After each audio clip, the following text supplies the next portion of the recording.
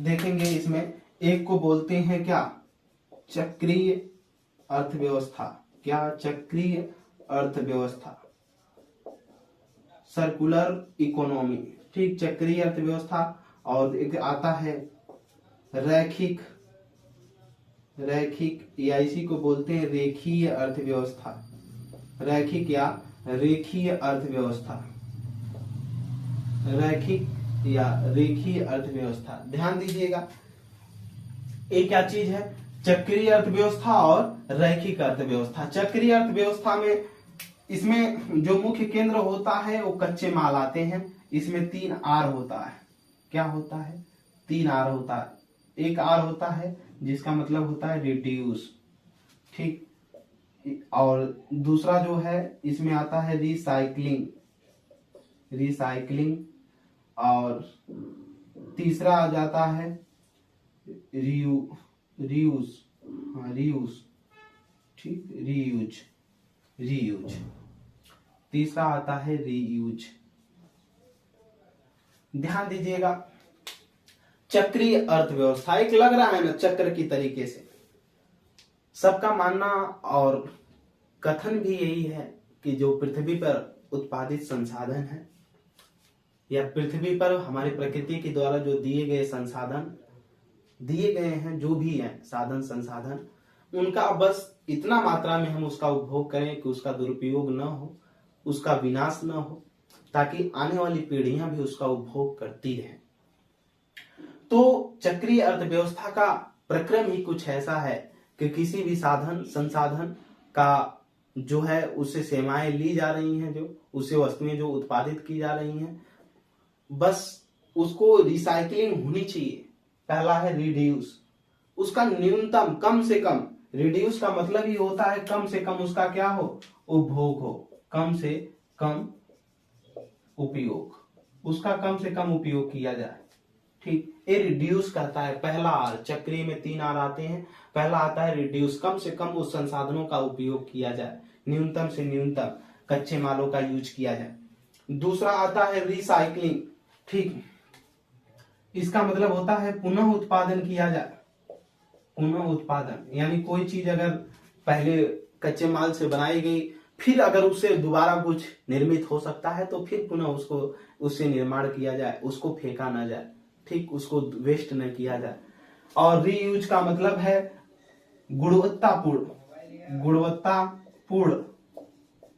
पुनः यूज, पुनः प्रयोग, गुणवत्तापूर्ण तरीके से पुनः उसको ऐसा बनाया जाए कि उसका पुनः यूज हो सके, दोबारा उसको फेंका ना जाए। इससे संसाधन जो हमारे प्रकृति के द्वारा दिए गए, हमारे पृथ्वी पर जो भी साधन संसाधन उपलब्ध हैं, वो हमेशा के लिए बने रहेंगे।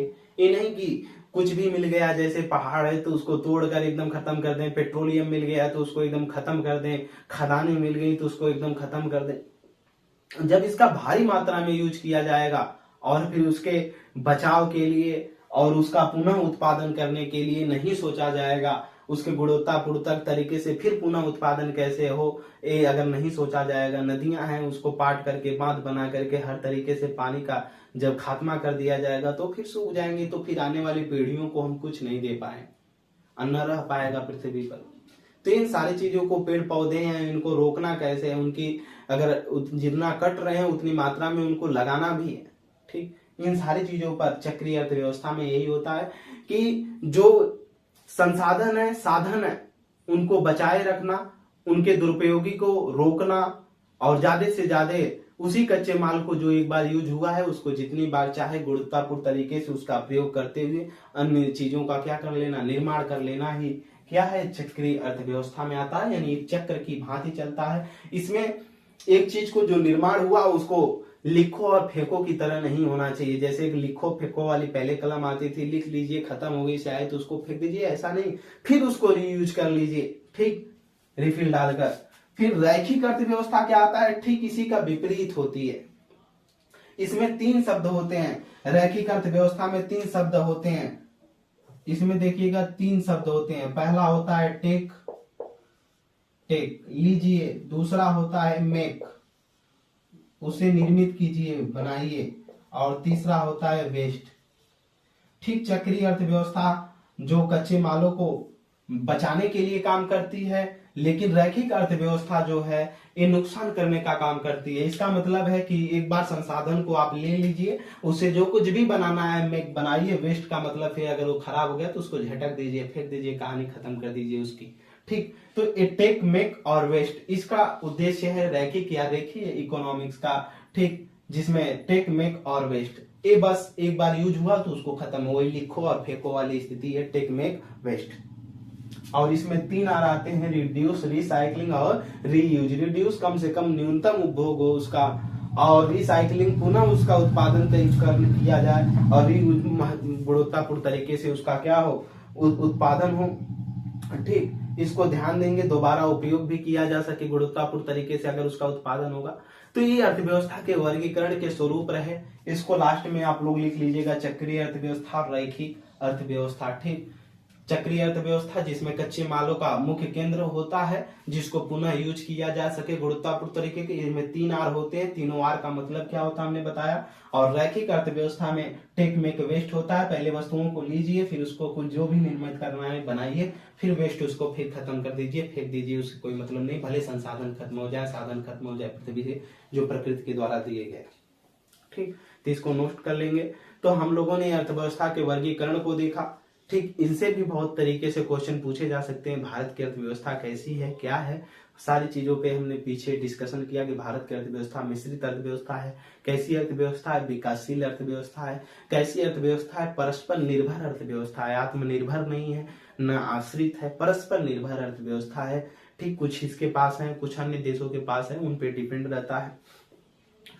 इसके बाद भारत की अर्थव्यवस्था कैसी है, खुली अर्थव्यवस्था है कि बंद अर्थव्यवस्था है। तो भारत की अर्थव्यवस्था कुछ देशों के साथ खुली है, कुछ देशों के साथ बंद है।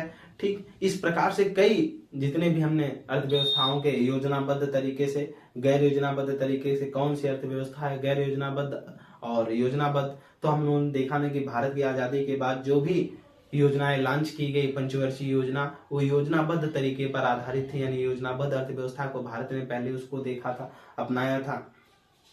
तो इन सारी चीजों को देखते हुए हम आज इस स्तर पर आए कि अर्थव्यवस्था के पूरे वर्गीकरण के स्वरूप को पढ़ लिया। अब अगली क्लासों में हम नेशनल इनकम, राष्ट्रीय आय से स्टार्ट करेंगे, जो इकोनॉमी के एक महत्वपूर्ण चैप्टर होता है और जहां से हर परीक्षाओं में क्वेश्चन पूछे जाते हैं, जो एक जटिल चैप्टर है जहां आप उसको पढ़ते भी रहें। तो चलिए अगली क्लास में मिलते हैं। Umakant Yadav sir, GS classes के किसान लाइव वेब पोर्टल पे जुड़ने के लिए आपका बहुत बहुत धन्यवाद।